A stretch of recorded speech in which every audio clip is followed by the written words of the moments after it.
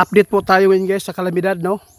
Di ba? Meron pong ipinapaabot si kaibigan natin Windy na yung sign po doon sa Kanlaon ay meron posibleng magaganap po na mga kalamidad na hindi po ninyo inaasahan. Ngayon po guys, grabe. Cotabato tinatamaan po ng malakas po na buhawi, no?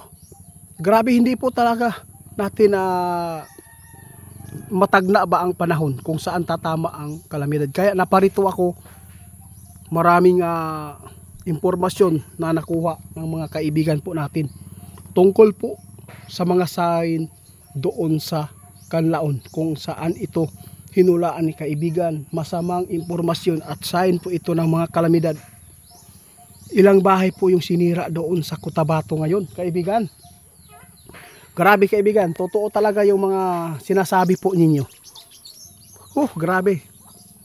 Meron pong mga bahay sinira ng buhawi at umulan. At saka may mga yelo pa, sabi daw nila. Oo. Kaya gusto kong malaman at may paabot na naman po kung ano pa tawag dito. Kung ano man po ang mga nakikita pa ninyo na mga posibleng mangyayari po dito. Ha? Naku po. Ito po yung sinabi ng ating kaibigan, ha. Ayaw gyud mo kumpiyansa, lalo na yung mga tao mahilig sa adventure, pupunta sa mga lugar na may mga ilog kung saan mag-trail. Ayaw mo kumpiyansa, sabi ng ating kaibigan.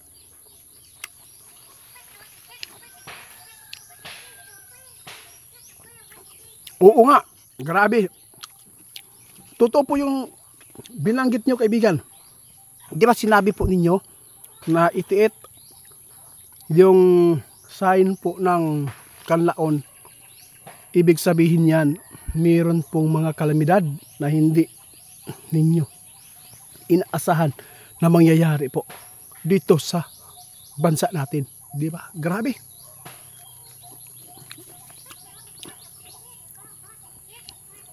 Ito po ang babala ng ating kaibigan.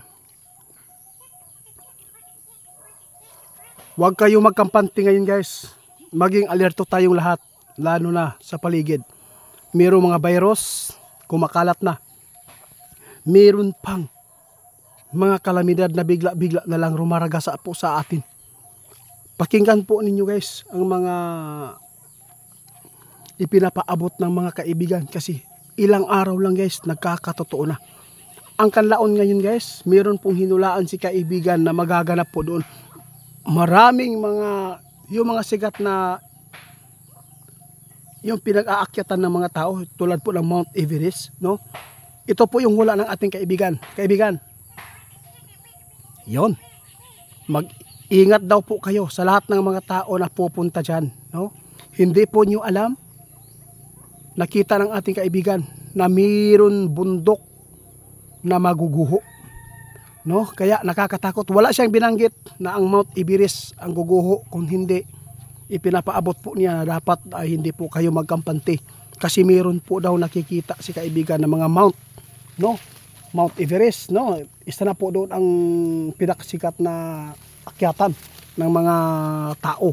Kaya mag-ingat kayo kasi meron nakikita si kaibigan na sign na meron pong mga guguho na mga sikat na mga mount. Kaibigan, pasensya ka na, nakikipag-usap ako, nagkumakain ako dito. Subang tamis.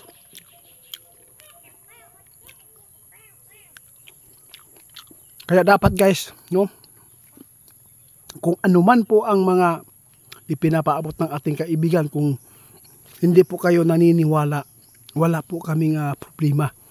Basta ang sa amin, gagawin po namin ang ikakabuti sa mga tao. Dahil po napakaraming po mga tao ngayon na umaalis na po doon sa dagat kung saan po sila pupunta. Alam po ba nyo guys, bumalik sila sa kanilang bukid. Kaya marami po nagchat-chatin ay napakaganda po ang kanilang buhay ngayon dahil po sobrang tahimik at napakarami na po daw ang kanilang mga tanim po ngayon na magagamit sa tuwing ito ay mangyayari man po yung mga taggutom, kaibigan.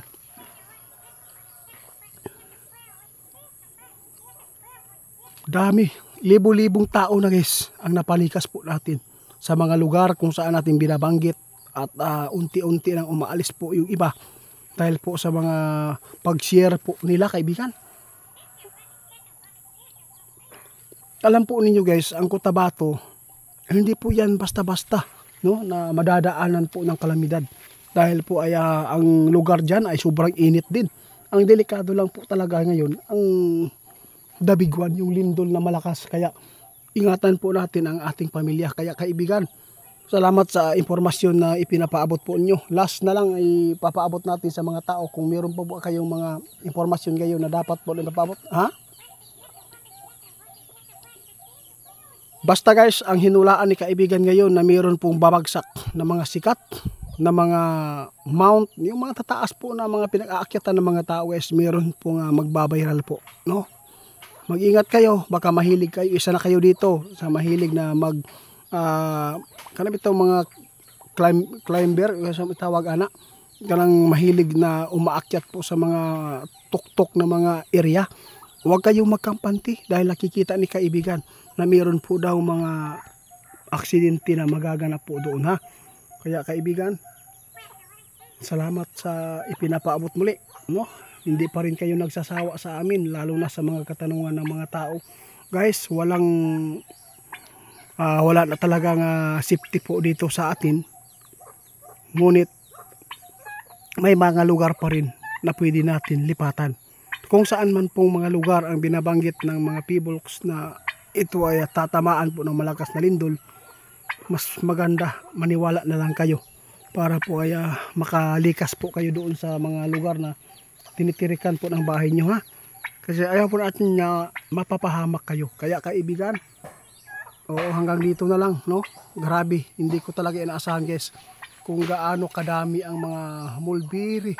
Siguro aabot siguro ng 20 kilos yung mulberry natin dito guys. Ilang puno lang ito, kaya inaalagaan po namin. Wala na mga manok po dito na tumira. Wala na. Salamat po sa pag-suporta po ninyo.